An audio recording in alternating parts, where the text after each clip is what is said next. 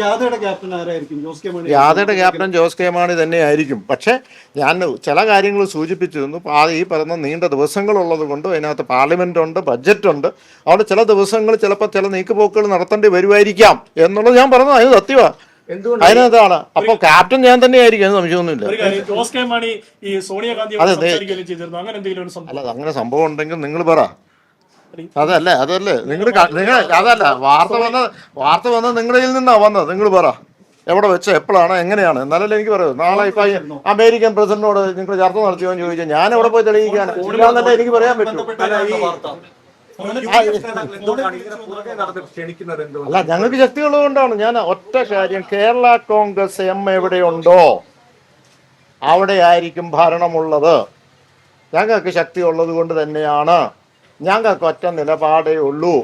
ആ നിലപാട് ഉറച്ചതാണ്. കേരള കോൺഗ്രസ് പാർട്ടി നേതൃത്വം ഏത് തീരുമാനമെടുക്കുന്നോ ആ തീരുമാനത്തിനോടൊപ്പം മുഴുവൻ 5 MLA-മാരും ഉണ്ടാകും.